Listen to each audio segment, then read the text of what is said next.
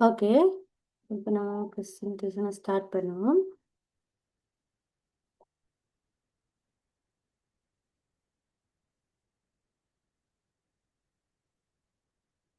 பிள்ளைகள் ஸ்க்ரீன் விளக்குதா உங்களுக்கு?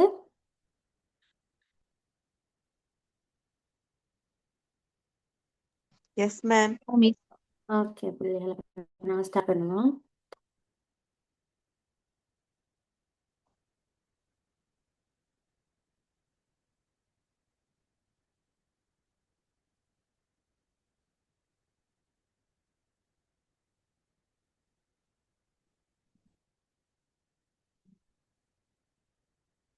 கொஞ்சம் கனெக்ஷன் இஷ்யூ ஆயிருக்கீங்க. அதனால தான்.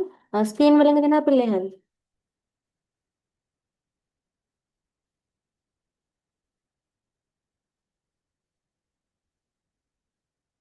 பிள்ளைகள் ஸ்க்ரீன் விளங்குது தானே?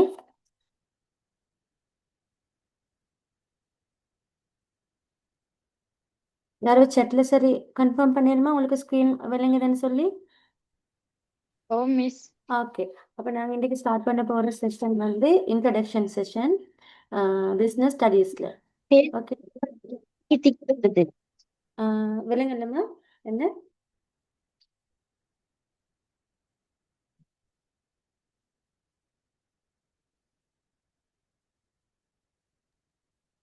பேசுறது திக்கி திக்கி வருது. இப்ப கேக்குதாம்மா?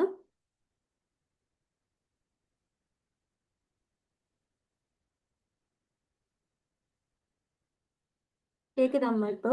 இப்போ ஓகே மிஸ். ஓகே. அப்ப நாங்க ஸ்டார்ட் பண்ணுவோம். ஸோ நாங்க இன்றைக்கு இன்ட்ரடக்ஷன் செஷன் தான் செய்ய போறது. இதுல என்னென்ன வருதுன்னு நான் பார்ப்போம். ஃபர்ஸ்ட் வந்து இன்றைக்கு பாடத்துக்கான உள்ளடக்கங்கள். ஸோ இதில் கிரேட் 12 சிலபஸ் தான் இன்க்ளூட் பண்ணிக்கினான். அதாவது இதில் என்னென்ன சாப்டர் வரும், அதாவது தேர்ச்சி எழுத்துனா தேர்ச்சி மட்டங்கள் எப்படி, பேப்பர் ஸ்ட்ரக்சர் என்னென்னு தான் நான் எக்ஸ்பிளைன் பண்ண போகிறேன். இடையில எதுவும் லெக் ஆகினா வந்து எனக்கு கொஞ்சம் இன்ஃபார்ம் பண்ணுங்க, ஓகேவா? சவுண்ட் எதுவும் கேட்கல அப்படின்னு சொன்னேன்டா.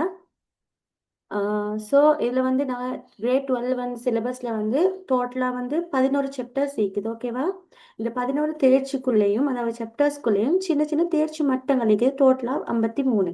ஸோ நீங்கள் 53 நம்பரை பார்த்து பயப்படுவாங்க, எல்லாம் சின்ன சின்ன பாடங்கள் தான். ஸோ உங்களுக்கு ஒரு லைக் எஸ்ஏ போல தான் இருக்கும், கண்டினியூஸாக தான் இந்த பாடம் போயிட்டு போகும். ஸோ நீங்கள் எல்லாத்தையும் வந்து ஈஸியாக ரிமெம்பர் பண்ணிக்கொள்ளக்கூடிய மாதிரி இருக்கும். அண்ட் அதோட நாங்கள் பேப்பர் ஸ்ட்ரக்சரையும் பார்க்க போகிறோம். ஸோ நாங்கள் ஃபெஸ்ட்டுக்கு வந்து இன்றைக்கி தேர்ச்சி மட்டம் ஒன்று பார்க்குவோம். கிளியராக கேட்குது தானேம்மா?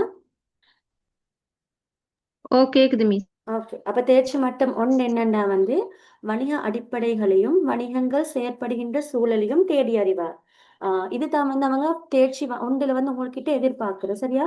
வணிக அடிப்படைகளையும் வணிகங்கள் செயற்படுகின்ற சூழலையும் தேடி அறிவார். யார் தேடி அறிவார்? ஸ்டூடெண்ட்ஸ். உங்கள்கிட்ட இருந்து அவங்க இதைத்தான் எதிர்பார்க்குற. இதுல வந்து தேர்ச்சி மட்டங்கள் 9 இருக்குது, சரியா? சின்ன சின்ன தேர்ச்சி மட்டங்கள் இருக்குது. இதுக்குள்ள என்னென்ன வரையும்னா வணிக அடிப்படை, அதாவது வணிக செயற்படுறதுக்கான அடிப்படை என்னென்ன தேவை வரும், அதாவது வணிகம் எப்படி உருவானது வரும், வணிகங்கள் எப்படி உருவாகின, அது செயற்படுறதுக்கு தேவையான அடிப்படைகள் என்னென்ன, வணிகத்தை சுற்றிக்கு சூழல் என்னென்னு தான் இதுல வரும். உதாரணமா சொல்லப்போனா வந்து மனிதர்களோட தேவையும் விருப்பத்தையும் வைத்து தான் வந்து வணிகம் உருவாகுது. வணிகங்கள் என்னென்ன செய்த நுகர்வோருக்கு தேவையான நுகர்வோட்டு தேவையும் விருப்பத்தையும் பூர்த்தி செய்த தான் வந்து வணிகங்கள் செயற்படுகின்றன. அதை அடிப்படையாக வச்சு தான் வணிகங்கள் செயற்படுகின்றன. ஒரு மனிதனுக்கு உணவு வந்து தேவையாக இருக்கும், அதே போல் அவருக்கு விருப்பமாக இருக்கும், என்ன சோறு சாப்பிடணும், இல்லை ஒரு பர்கர் சாப்பிடணும், இல்லை பீஸா சாப்பிடணும் என்று அதோட விருப்பம். அப்போ இந்த தேவையும் விருப்பத்தையும் ஒன்றிணைத்து தான் வந்து வணிகங்கள் உருவாகின்ற. அந்த வணிகங்கள் எவ்வாறு உருவாகின, அதோட அடிப்படைகள் என்னென்ன, அதை சுற்றிக்க சூழல் என்னென்னு தான் வந்து இந்த தேர்ச்சி மட்டத்தில் அவங்க எதிர்பார்க்க உங்கள்கிட்ட. இதெல்லாம் உங்களுக்கு தெரிஞ்சிருக்கணும்னு தான் வந்து அவங்க எதிர்பார்க்குற, ஓகேவா?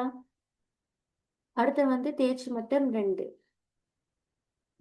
இதில் என்னென்ன பார்ப்பாங்கன்னா வணிக சூழலுக்கு இயைபாக்கம் அடைவதற்கு வணிகமானது சமூக ரீதியான பொறுப்புகள் விளிம்புகள் மீது கவனம் செலுத்தும் முறையினை கேட்டறிவார்.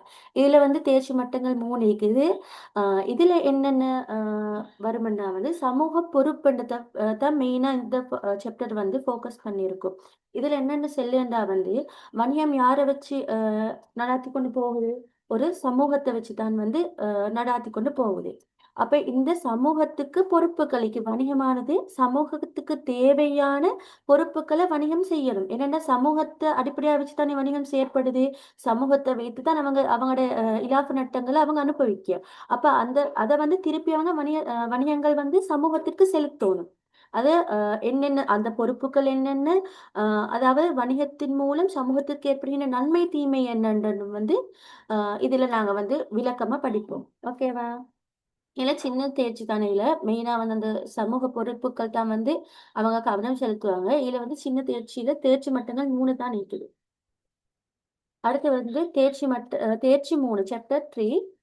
இதுல என்ன கேட்பாங்கன்னா, அரசுடன் தொடர்புகளை பேணியவாறு வணிகங்கள் நடாத்திச் செல்வதன் தேவைப்பாட்டினை உறுதிப்படுத்துவார். அப்ப வந்து ஒரு நாட்டை வந்து கட்டியாளு என்ன? அரசு. அப்ப நாட்டுக்குள்ள வந்து வணிகம் காணப்படும் போது, அந்த வணிகமானது அரசு செல்லுபடிக்குத்தான் அவங்க இயங்கிக் கொண்டு போகணும். அரசு இத வந்து அவங்க பேணாட்டி, அரசுடன் தொடர்புகளை பேணி, அதாவது அரசத்தின் சட்டதிட்டங்களை அவங்க பேணாபட்டி வந்து அவங்க என்ன சட்ட ரீதி அற்ற இதுக்குள்ளதான் வருவாங்க. சோ அதுக்கு வந்து அவங்க சட்ட ரீதியா முகம் கொடுக்கணும். சோ அரசு வந்து எவ்வாறு இந்த வணிகங்கள் மீது தாக்கம் செலுத்துது, அதை வந்து அரசு வணிகம் எவ்வாறு அரசுடன் தொடர்புகளை பேணியவாறு தனது அந்த நிலைத்தன்மையை உறுதிப்படுத்திக் கொள்வதை தான் வந்து இதுல முக்கியமா பார்ப்பாங்க. இதுல வந்து தேர்ச்சி மட்டங்கள் 6 இருக்குது. அஹ் ஓகேவா? அடுத்த சாப்டர் என்னன்னா வந்து தேர்ச்சி 4. இதுல என்ன படிப்போம்னா, பல்வேறு வணிக அமைப்புகளையும் அவற்றை முறையாக ஆரம்பித்து நடத்திச் செல்வதற்கான தேவைப்பாட்டினையும் உறுதிப்படுத்துவார். நாங்க இப்ப ஃபர்ஸ்ட் பார்த்த சாப்டர்ஸ்ல எல்லாம் வணிகம் வணிகம் வணிகம் தான் பார்த்தேன். ஆனா இந்த வணிகம் வந்து பல்வேறு வகையா பிரியுது. அப்ப இந்த வகைகள் என்னென்ன, இதை வந்து எவ்வாறு முறையா ஆரம்பிக்கணும், அதை எவ்வாறு நடாத்தி செல்லணும் தான் இதுல படிப்பு. உதாரணத்தை பார்த்தா நான் ஒரு 2 உதாரணம் பார்த்தா, வணிக அமைப்புகள் என்னென்னது தனியார் வணிகம் வண்டிகை, அதாவது சின்ன சின்ன நாங்க பார்க்குறோம் ஒரு பொட்டி கடை, அதுவும் ஒரு தனியார் வணிகம் தான். சோ அந்த வணிகங்கள் என்ன? உதாரணமா தனியார் வணிகம், பங்குடைமை இருக்குது, கம்பெனி இருக்குது, கூட்டுறவு அமைப்புகள் இருக்குது. இதெல்லாம் வணிக அமைப்புகள். அப்ப இந்த ஒவ்வொரு வணிகத்தையும் ஆரம்பிக்கிறதுக்கு வந்து ஒவ்வொரு முறை இருக்குது. அரசாங்கம் செயல்படுத்தினா ஒவ்வொரு முறை இருக்குது. அப்ப அதை வச்சுதான் அவங்க என்ன செய்வாங்க? இந்த வணிகத்தை நடாத்தி கொண்டு செல்வாங்க. சோ இந்த வணிக அமைப்புகள் என்னென்ன, அவற்றை எவ்வாறு நாங்க நடாத்தி கொண்டு செல்லணும் வந்து இதில் பார்ப்போம். இந்த தேர்ச்சி மட்ட மேலிலையும் ஒவ்வொரு வணிக அமைப்புகளை பற்றி தான் படிப்போம். தனியார் வணிகம், பங்குடைமை வணிகம், கூட்டுறவு, கம்பெனி, அரசு திணைக்களங்கள், அப்படி வந்து நிறைய வணிக அமைப்புகள் இருக்குது. பிள்ளைகள் கேட்குதானே? கிளியரா பிள்ளைகள்? ஓ ஓகே. அடுத்து நம்ம சாப்டர் 5க்கு போவோம். இது வந்து சமூக பொருளாதார தனியார் விருத்திக்காக முயற்சியாண்மையின் பங்களிப்பினை மதிப்பார். முயற்சியாண்மை என்ற என்னன்னு தெரியுமா? நாங்க இங்கிலீஷ்ல entrepreneurshipன்னு சொல்லுவோம். அது என்னன்னா புதிய ஒரு விஷயத்த முயற்சி செய்யத்தான் வந்து இதுல செய்யறோம். இப்ப பல்வேறு வணிகங்களுக்கு எல்லாரும் வந்து ஒரே விஷயத்தை தான் செய்வாங்க. ஒரு வணிகம் வந்து ஒரு சின்ன பொட்டிக்கடை வச்சா அதுக்கு எதிர்ப்பதாப்புல இன்னொரு பொட்டிக்கடை, அது சமனாயிக்கும். அவங்களுக்கு போட்டியாளரா தான் வருவாங்க. அப்ப இந்த முயற்சியாண்மையில என்ன செய்வாங்கன்னா புதிய விடயங்கள் உருவாக்குவாங்கல்ல. ஏன்னா இந்த உலகம் வந்து வளர்ந்து அந்த தொழில்நுட்பத்தை அடிப்படையாக வச்சு மனிதர்கள் வந்து வளர்ச்சி அடைந்து போக போக மனிதர்களோட தேவைகள் மட்டுமல்ல விருப்பங்கள் வந்து வளர்ச்சி அடைந்து கொண்டு போகுது. அப்ப வணிகங்கள் என்ன செய்யும்? புதிய புதிய இந்த விருப்பங்களை நிறைவேற்றுறதுக்கு புதிய புதிய விஷயங்களை கண்டுபிடிப்பாங்க. இந்த புதிய விடயங்களுக்கு தாங்க என்ன முயற்சி ஆண்மை என்று சொல்லிய. அப்ப இந்த முயற்சி ஆண்மையை வந்து எவ்வாறு சமூக பொருளாதார தனியார் விருத்திக்காக இந்த முயற்சி ஆண்மை எவ்வாறு பங்களிப்பு செய்தன்னு தான் வந்து எந்த விடயங்களை பார்க்குவேன். இப்ப நீங்க பார்த்த அந்த உங்களுக்கு புதிய புதிய சொல்லுக்கள் வரும். அதை வச்சு நீங்க பயப்படவான கஷ்டம் உண்டு. நீங்க வாசிச்சு பார்த்தா தனியா வாசிச்சு பார்த்தா உங்களுக்கே விளங்கும் இதுதான் விஷயம் என்று சொல்லி. பட் என்னன்னு சொன்னா வந்து பேப்பருக்கு நீங்க ஃபேஸ் பண்ண போல ஒருவர் உங்களுக்கு விளக்கப்படுத்தி பேப்பருக்கு வந்து இது அப்படியே உங்களுக்கு டிரெக்டா கேட்க மாட்டான். நீங்க நினைக்கலும் இது நோட்ஸ் தானே, இதை நாங்க பாடமாக்கிட்டு ஃபுல்லா மனப்பாடம் செஞ்சுட்டு போனா அங்க வச்சு பேப்பர் எழுதலும் என்று சொல்லி அப்படி இல்லை. இதை வந்து நீங்க தெளிவா விலங்கெடுக்கணும். மனப்பாடம் செய்யறதை விட தெளிவா விலங்கெடுத்தினா தான் வந்து பேப்பருக்கு முகம் கொடுக்கலும். என்னன்னு சொன்னா அவங்க டிரெக்டா கேள்வி கொஸ்டின் கேட்கவே மாட்டாங்க பேப்பர்ல. இது இது அடிப்படையா வச்சு தான் கேட்பாங்க. பட் உங்களுக்கு எதுக்கு எதுக்கு எப்படி ஆன்சர் பண்ணணும்னு கைட் பண்ணதை தான் டீச்சர்ஸ் நாங்க இருக்கோம். ஓகேவா? அடுத்து வந்து தேர்ச்சி மட்டம் 6. இதில் பார்க்கும் சிறிய நடுத்தர அளவான வணிகங்கள் பொருளாதார அபிவிருத்திக்கு வழங்கும் பங்களிப்பினை மதிப்பார். இப்போ நாங்கள் எங்கள் ஸ்ரீலங்காவை எடுத்துக்கொண்டோம்னா ஒரு சின்ன நாடு. சரியா? இதில் ஒரு மல்டிநேஷனல் கம்பெனிஸ், பெரிய பெரிய கம்பெனிஸ் வந்து கொஞ்சம் குறைவாக தான் நிற்குது. நிறைய கம்பெனிஸ் எடுத்தோன்னா வந்து அது எது அடிப்படையாக இருக்குது, சிறிய நடுத்தர அளவான வணிகங்களாக தான் நிற்குது. அப்போ இந்த சிறிய நடுத்தர அளவு வணிகங்களை வந்து மதிக்கிறதுக்கு பல்வேறு விடயங்கள் இருக்கு. எவ்வளவு எவ்வளவு ஊழியர்கள் வேலை செய்றாங்க அப்படியெல்லாம் பார்த்து தான் வந்து இதை வந்து இது சிறிய நடுத்தர அளவான வணிகம் என்று பிரிக்க. அப்ப இந்த ஸ்ரீலங்கா பொறுத்த வரைக்கும் நிறைய காணப்படுகிற வணிகங்கள் வந்து இந்த சிறிய நடுத்தர அளவான வணிகங்கள். இந்த வணிகங்கள் வந்து எவ்வாறு பொருளாதார அபிவிருத்திக்கு பங்களிப்பு செய்தனத்தை வந்து நாங்க பார்ப்போம். உதாரணமா இனத்து செல்லு பொருளாதார வளர்ச்சிக்கு உதாரணமா சொல்ல வரி செலுத்து, அதாவது நாட்டின் அபிவிருத்திக்காக என்ன செல்லுவாங்க, அவங்க வரி செலுத்துவாங்க. இந்த வணிகங்கள் செலுத்துற வரியை வச்சுதான் வந்து என்னத்த அரசாங்கம் தனது திட்டங்களை செயற்படுத்திக் போகும் பொருளாதார அபிவிருத்தி அடைவதற்கு. ஸோ இந்த சிறிய நடுத்தர அளவு வணிகங்கள் பொருளாதார அபிவிருத்திக்கு எவ்வாறு உதவி செய்தன்னு தான் வந்து இந்த பாடத்தை பார்ப்போம். இது சின்ன பாடம், தேர்ச்சி மட்டங்கள் 2 தான் இதில் இருக்குது. ஓகே, அடுத்து வந்து தேர்ச்சி 7. இதுல என்ன படிக்காமன்னா வந்து வணிகங்களின் வாழ்த்தன்மைக்கும் வளர்ச்சிக்கும் பணம் மற்றும் நிதி நிறுவனங்களால் வழங்கப்படுகின்ற பங்களிப்பினை மதிப்பார். பணம் என்றா யாருக்கும் தெரியும் தானே, ஒரு சின்ன பிள்ளைக்கும் தெரியும் பணம் என்றா என்னன்னு சொல்லி. அப்ப இந்த பணமும் நிதி நிறுவனங்களும், நிதி நிறுவனங்கள் என்ன தெரியும் தானே. உதாரணமா சொல்ல போனா பேங்க்ஸ் வரும், பைனான்சியல் கம்பெனிஸ், கடன் வழங்குகின்ற நிறுவனங்கள், அதெல்லாம் வந்து நிதி நிறுவனங்களுக்குள்ள வேற. அப்ப இந்த பணமும் இந்த நிதி நிறுவனங்களும் வந்து வணிகங்களின் வாழ்த்தன்மைக்கு, அதாவது வணிகத்தை தொடர்ச்சியா நடத்தி கொண்டு போவதுக்கு இது எவ்வாறு ஹெல்ப் பண்ணுமென்றத வந்து நாங்க இந்த தேர்ச்சியில படிக்கிறோம். உதாரணமா சொன்னா வந்து வணிகங்கள் எதை வச்சு அடிப்படையாக நடக்கும். மோஸ்ட்லி எல்லா வணிகங்களும் இலாபத்தை அடிப்படையாக கொண்டுதான் நடக்கும். சேவை அடிப்படையாக கொண்ட வணிகங்கள் கொஞ்சம் அளவு தான் நீக்குது. அப்ப இந்த இலாபம் என்ற என்னத்தை சொல்லுங்க, அதால வரக்கூடிய வருமானத்தை, பணத்தை தான் சொல்லுங்க. அப்ப இந்த பணமும் நிதி நிறுவனங்களும், நிதி நிறுவனங்கள் என்ன செய்யும் வணிகங்களோட வாழ்த்தன்மைக்கு? எல்லா வணிகங்களும் தனது சொந்த அந்த காசை போட்டா ஸ்டார்ட் பண்ணி இல்லைன்னா கடனை வச்சுதான் அவங்க ஸ்டார்ட் பண்ணுவாங்க. அப்ப இந்த கடனை யாரு வழங்குவாங்க? நிதி நிறுவனங்கள் தான் வழங்குக. அப்ப இந்த நிதி நிறுவனங்களும் இந்த பணமும் எவ்வாறு வணிகத்திட வாழ்த்தன்மைக்கு உதவி செய்ததை தான் இந்த படிப்பு பார்க்க.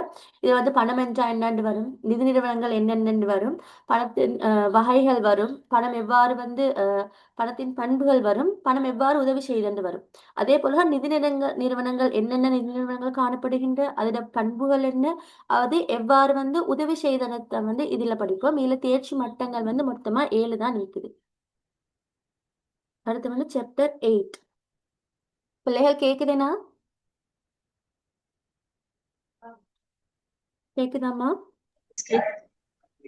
ஓகே. அடுத்து வந்து தேர்ச்சி மட்டம் 8.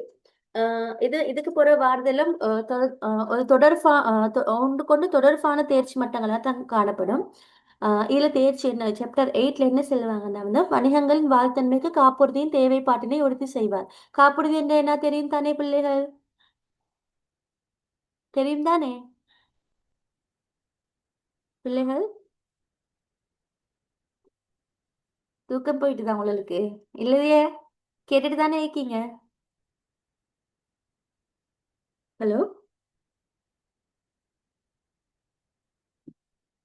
கேக்குது தானேம்மா நான் பேசுறது? பிள்ளைகள் நான் பேசுறது கேக்குதா? பிள்ளைகள்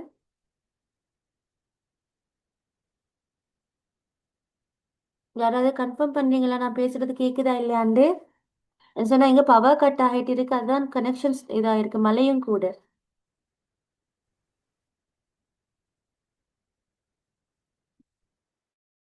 பிள்ளைகள்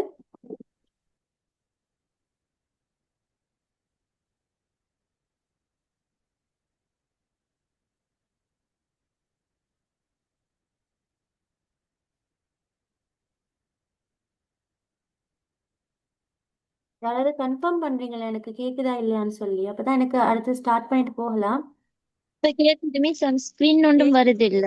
இல்லையா, நான் இன்னும் ஷேர் பண்ணலம்மா. ஷேர் பண்றேன் இப்போ. ஓகே. ஓகே, எங்க பவர் கட் மாதிரி தான், பவர் கட் மழையும் கூட. ஸோ எனக்கு லோட் ஆகுது இது கொஞ்சம். இப்போ விலங்கே தானேம்மா? ஓ விளங்குது மிஸ். இதெல்லாம் பிடிஎஃப் எங்களுக்கு குரூப்ல போடுவீங்க தானே? நான் வந்து அவங்க கிட்ட கேட்டுட்டு ஹெச்ஆர் கிட்ட கேட்டுட்டு அவங்க தான் ஷேர் பண்ணுவாங்கன்னு நினைக்கிறேன். அவங்க ஓகேன்னு சொன்னா நான் உங்களுக்கு ஷேர் பண்ணி விட்டேன். ஓகேவா? Okay miss. ஓகேம்மா. ஓகேம்மா. அடுத்து வந்து தேர்ச்சி மட்டம் 8, தேர்ச்சி 8 சாப்டர் 8. இதுல என்னன்னா வணிகங்களின் வாழ்த்தன்மைக்கு காப்புறுதியின் தேவைப்பாட்டினை உறுதி செய்வர். காப்புறுதி என்ன எல்லாருக்கும் என்னன்னு தெரியும் தானே? இன்சூரன்ஸ் தான் சொல்லு. ஓகேவா? இன்சூரன்ஸ். ஐயா ஆமா இன்சூரன்ஸ் தான். சோ இது இன்சூரன்ஸ் வந்து எவ்வாறு உதவி செய்தது பார்க்கணும். இப்ப நாங்களே பார்த்தோம் என்னன்னு சொன்னா திடீரென ஸ்ரீலங்காக்குள்ள என்ன நடந்தது இப்ப கொஞ்ச நாளைக்கு முதல்ல வெள்ளப்பெருக்கெல்லாம் வந்தேன்னா ஓ கேட்டு மிஸ். யா அப்ப அது என்னாத்த நிறைய வணிகங்கள் தனது என்னாத்த உடைமைகளை தனது சொத்துக்களை வணிகங்கள் மட்டுமல்ல அந்த தனிப்பட்ட மனிதர்கள் தான் இழந்து நின்றன. ஸோ அப்போ ஆனால் வணிகங்களுக்கு வந்து தனது இதை வந்து குயிக்காக கட்டி எழுப்பி கொள்ளையிலுமா ஏன்னா உதவி செஞ்சவங்களுக்கு காப்புறுதி. அப்போ இன்சூரன்ஸ் செஞ்சு வைப்பாங்க. ஒவ்வொரு விஷயத்தையும் வணிகத்தில் காணப்படும் ஊழியர்களை இன்சூரன்ஸ் பண்ணுவாங்க. அதில் இருக்க மூலப்பொருட்களை இன்சூரன்ஸ் செய்வாங்க. அதே மாதிரி வணிகத்தில் இருக்க சொத்து தளபாடுகளாக இருக்கட்டும் எல்லாமே என்ன செய்வாங்க அவங்க இது பண்ணி வைப்பாங்க. என்னது காப்புறுதி செஞ்சு வைப்பாங்க. இன்சூரன்ஸ் பண்ணி வைப்பாங்க. ஸோ இது எவ்வாறு வணிகத்துக்கு உதவி செய்தனத்தை வந்து நாங்க இந்த தேர்ச்சியில படிப்போம். அடுத்து வந்து சாப்டர் 9. இதுல என்ன சொல்ல வணிக கருமங்களின் வெற்றிக்கு தொடர்பாடலை பயனுறுதி பயன்படுத்துதல் தேவைப்பாட்டை உறுதிப்படுத்துதல். காப்புறுதி போலதான் அடுத்தது என்ன இருக்குது தொடர்பாடல். ஸோ இதில் என்னத்தை படிப்போம்னா தொடர்பாடலை பற்றி தான் படிப்போம். அதாவது கம்யூனிகேஷன். அதாவது வணிகங்கள் தனது வெற்றிக்கு எவ்வாறு இந்த தொடர்பாடலை பயன்படுத்துது. இப்போ முந்தி என்ன சொன்னா வந்து தொடர்பாடல் இது வந்து சரி குறைச்சல். ஸோ அவங்களுக்கு உதாரணத்துக்கு சொல்லப்போனால் ஒரு மூலப்பொருளை குயிக்காக இப்போ அவங்களே தேவை. முந்தி என்ன லெட்டர் போடணும் அந்த மாதிரி நிலைமைக்கு நிறைய காலம் எடுக்கும். பட் இப்போ அப்படி இல்லை. ஒரு இமெயிலோ ஒரு ஃபோன் காலோ வந்து தெரிஞ்சுன்னா குயிக்காக என்ன செய்வாங்க அவங்களோட வேலையை குயிக்கா நடத்தி கொண்டு போவாங்க. ஸோ அப்ப வணிக கருமங்களின் வெற்றிக்கு தொடர்பாடல் வந்து பயனுறுதியாக பயன்படுத்துவதன் தேவைப்பாட்டினை உறுதிப்படுத்துவார். இதைத்தான் இந்த தேர்ச்சி மட்டத்துல இந்த விஷயத்த அவங்க எதிர்பார்க்க தொடர்பாடல் என்ற என்ன அதோட முறை ஒன்றிக்கு அதாவது ப்ரோசஸ் ஒன்றிக்கு தொடர்பாடல் எவ்வாறு நடைபெறும் என்று சொல்லி. ஸோ அது எப்படி நடைபெறும் அது வணிகத்திற்கு எவ்வாறு உதவி செய்யும் தான் இதுல படிப்போம். இது சின்ன தேர்ச்சி மட்டும் தான். தேர்ச்சி 2 தான் இருக்கு தேர்ச்சி மட்டுங்கள். பிள்ளைகள் கேட்குது தானே? ஓ மிஸ். ஓகே. அடுத்து வந்து சாப்டர் 10 10வது தேர்ச்சி மட்டம் 10 தேர்ச்சி 10 போக்குவரத்தும் வழங்கல் சேவையும் லாஜிஸ்டிக் வணிகங்களின் வெற்றிக்கு பங்களிப்பு செய்யும் முறையினை தேடி அறிவார். போக்குவரத்து என்னன்னு தெரியும் தானே? அப்ப வணிகங்களுக்கு போக்குவரத்து தேவையா இல்லையா? தேவைன்னா அப்ப இந்த வணிகங்கள் எவ்வாறு தனது மூலப்பொருட்களை களஞ்சிய சாலையிலிருந்து வணிகத்தை கொண்டு வர இல்ல அவங்க ஆர்டர் பண்ண வெளிநாட்டில இருந்து என்ன செய்யணும் துறைமுகத்திலிருந்து கொண்டு வரணும். அப்ப இது எல்லாத்துக்கும் என்ன செய்வாங்க போக்குவரத்து தேவை. அதுக்கு மட்டும் இல்ல தனது உற்பத்தி செய்த பொருட்களை ஓ விநியோகத்திற்கும் தேவை. யா அதான். அப்ப தேவை மிஸ். அதான். அப்ப உற்பத்திக்கு மட்டும் இல்ல உற்பத்தி செய்த பொருட்களை நுகர்வோனுக்கோ இல்லது வேற சில்லறை வியாபாரிகளுக்கோ இல்ல மீள் விற்பனையாளருக்கோ விற்பனை கொண்டு போய் கொடுக்கறதுக்கும் என்ன உதவி செய்யுது இந்த போக்குவரத்து வழங்கல் சேவையும் உதவி செய்யுது. அப்ப இந்த போக்குவரத்து என்னென்ன எந்த மாதிரியான போக்குவரத்துகள் இருக்கு. அதாவது கடல் மூலம் பயணிக்குது ஆகாய மூலம் பயணிக்குது அப்படி நிறைய படிச்சுக்கோப்பேன்னா நாங்க வந்து அப்ப அதுவரை தான் இது புகையிரத போக்குவரத்து அந்த மாதிரி என்னென்ன போக்குவரத்து முறைகள் இருக்குது அது எவ்வாறு வணிகத்திற்கு உதவி செய்யுது. அதாவது களஞ்சிய இது உங்களுக்கு இதுக்குள்ள என்னன்னா வணிகத்துல மூலப்பொருட்களையோ அல்லது முடிப்பொருட்களையோ பாதுகாத்து வச்சுக்கிட்டு தான் களஞ்சிய சாலை காணப்படுவோம். அது எவ்வாறு இதுக்கு உதவி செய்யும் மன்றத்தையும் இந்த பாடத்துல வந்து நாங்க பார்க்கிறோம். இதுதான் கடைசி சாப்டர் கிரேட் வேர்ல்டு 11 பாடங்கள் தான் உங்களுக்கு சாப்டர்ஸ் 11 தான் நீங்க டோட்டலா. அப்ப இதுல என்ன வரும்னா உற்பத்திகளை விநியோகிப்பதற்கு வியாபாரம் பங்களிப்பு செய்யும் முறையினை தேடி அறிவார். அப்ப இப்போ வணிகங்கள் வந்து நாத்த பொருட்கள் உற்பத்தி செய்தாச்சு. இத வந்து விநியோகிக்கும், நுகர்வோருக்கு வழங்கோணும். இத வழங்கறதுக்கு வியாபாரம் எப்படி பங்களிப்பு செய்யும் எனத்த பார்ப்போம். இந்த வியாபாரத்த வந்து பல்வேறு வகையா பிரிக்கலாம். உதாரணத்துக்கு சொல்லப்போனா மெயினா வந்து 2ஆ பிரிக்கலாம். உள்நாட்டு வியாபாரம், வெளிநாட்டு வியாபாரம். ஏன்டா உற்பத்தியாளர் வந்து தனது உள்நாட்டுக்குள்ள மட்டுமல்ல நாங்க இப்ப என்ன செய்வோம்? வெளிநாட்டுக்குள்ளயும் வழங்குவோம் என ஏற்றுமதி செய்வோம். அப்ப இந்த ஏற்றுமதி வியாபாரம் என்ன? இறக்குமதி வியாபாரம் என்ன? உள்நாட்டு வியாபாரம் என்றா என்ன? வெளிநாட்டு வியாபாரம் என்று அப்படி வகைகளுக்கு அதைத்தான் இதுல பார்ப்போம். ரொம்ப இன்ட்ரெஸ்டான பாடம் இது. ஸோ இந்த சாப்டர் 11 தான் உங்கள கிரேட் 12 சப்ஜெக்ட்டுக்குள்ள வாரேன். ஸோ இதுக்கு வன்னியரே தேவையில்லை. ரொம்ப சின்ன சின்ன பாடங்கள் தான் நிக்குது. குயிக்கா எங்களே படிச்சுடலும். படிச்சுட்டு பாஸ் பேப்பர் செய்ய செய்ய செய்ய உங்களுக்கு ப்ராக்டிஸ் ஆகிடும். பாஸ் பேப்பர் பார்த்தாலும் விளங்கும். ஈஸி தான். பட் அதை எப்படி எழுதணுமென்ற ஒரு முறை இருக்குது. அதெல்லாம் நீங்க படிக்கணும். ஸோ இந்த 11 பாடத்தையும் படிச்சேன்னா கிரேட் 12 சிலபஸ் முடிஞ்சு. ஸோ அடுத்து நாங்க பார்ப்போம். இதோட பாஸ் பேப்பர் ஸ்ட்ரக்சர் எப்படின்னு சொல்லி. ஓகேவா? அப்போ வந்து 2 பார்ட்டா பிரிச்சிருப்பாங்க அவங்க. Part 1 and part 2.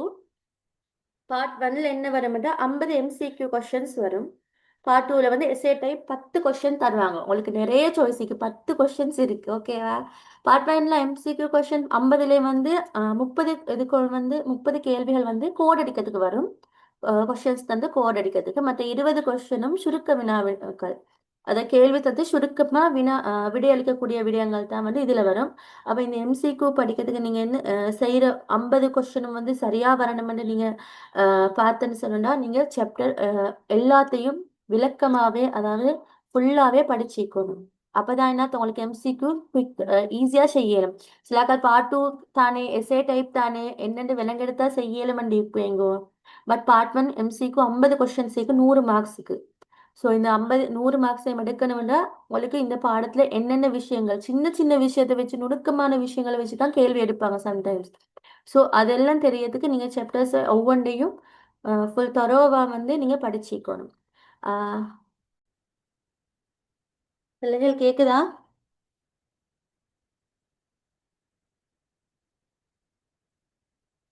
பிள்ளைகள்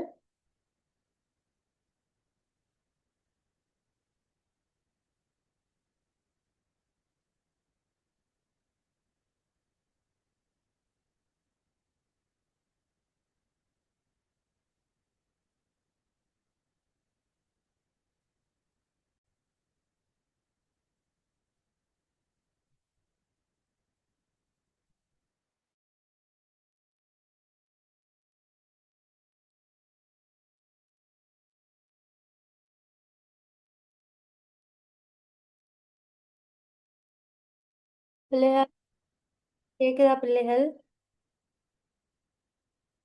ஓ இப்ப கேக்குது. ஓகேம்மா, இங்க பவர் கட்டன் மழையா இருக்கு. ஸோ அதான் கனெக்ஷன் விட்டு விட்டு வருது. சாரி ஏன்னா அடுத்து வந்து பேப்பர் ஸ்ட்ரக்சர் பார்ப்போம் நாங்க.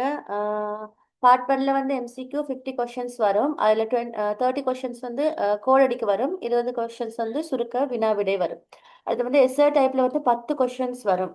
10ல வந்து 10ஐயும் எழுதல, ஹாஃப் தான் எழுத. நீங்க 5 கொஷின்ஸ் தான் எழுதணும். ஓகேவா? இந்த 5 கொஷின்ஸும் எப்படி வந்து பார்ட் 2 வந்து 2ஆ பிரிப்பாங்க.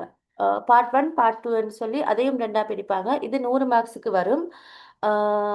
அதில் வந்து ஃபர்ஸ்ட் பார்ட்ல வந்து 5 கொஷின்ஸ் வரும். செகண்ட் பார்ட்ல வந்து 5 கொஷின்ஸ் வரும். எதுவும் கட்டாய வினாக்கள் அல்ல. நீங்க பார்ட் 1ல இருந்து 2 கொஷின் சூஸ் பண்ணணும். பார்ட் 2ல இருந்து 2 கொஷின்ஸ் சூஸ் பண்ணணும்.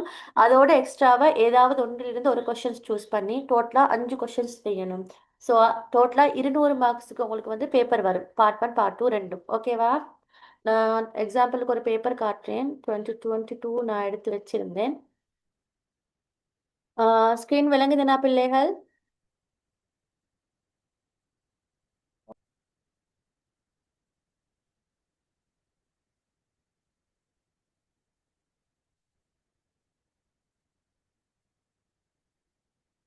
பிள்ளைகள் ஸ்கிரீன் விளங்குதா? Past paper விளங்குதாம்மா?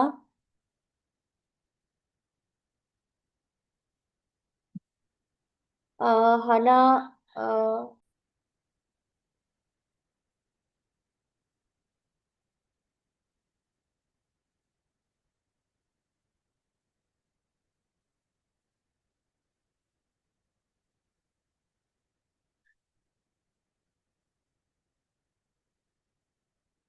பிள்ளைகள் ஸ்கிரீன் விளங்குதா? கேக்குது. ஓகேம்மா, சாரிம்மா, ரியலி சாரி. எனக்கு வெதர் கொஞ்சம் அப்செட் ஆயிருக்கு, ஸோ அதான் பிரச்சனை ஆயிருக்கு எனக்கு. ரெக்கார்டிங் போடுறாங்க, ரெக்கார்ட்.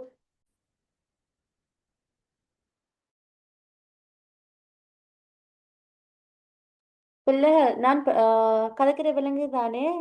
ஸ்க்ரீன் ஷேர் பண்ணா இந்த கனெக்ஷன் இது இஷ்யூவால வந்து லொக் அவுட் ஆகுது. பிள்ளைகள் கேக்குதா? ஆ ஓகேம்மா, அப்போ நாங்கள் என்ன செய்வோம், நாங்கள் இன்னைக்கு கிளாஸை இதோட நிப்பாட்டி கொள்வோம். ஸோ உங்களுக்கு சாப்டர்ஸ் எல்லாம் கிளியராக விளங்கிட்டு தானே